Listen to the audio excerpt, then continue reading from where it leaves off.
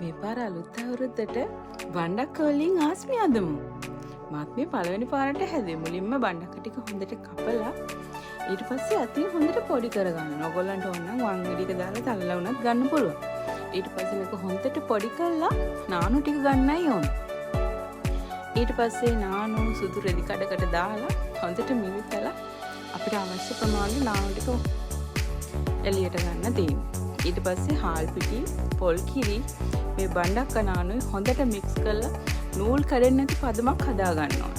ඊට පස්සේ අපිට පුළුවන් මේ වගේ හිල් විදපු පාචනයක් හෝ තෙල් හැන්දකින් තෙලට මේක කරලා ඉවරලා ආස්මියක හදා ගන්න. ඒ වගේ දෙකට නවල ආස්මියක හැදුනාට පස්සේ අතරම දවස් ආස්මි අවුරුද්දකට දවස් 5කට කලින් වගේ මේ විදිහට ආස්මි හදාගන්න. මේකට කියන්නේ අපි කටු ආස්මි කියලා. මේක අපි ආයෙ බැදලා තමයි අවුරුදු මේසෙට තියන්නේ. ඊට පස්සේ දවස් 5කට පස්සේ මේ ආස්මි ටික අපහුව අපි බදින්න ඕන. තෙලට බදිනවා කියන්නේ තෙලට දාලා අපහුව ටක් ගාලා ගන්නවා.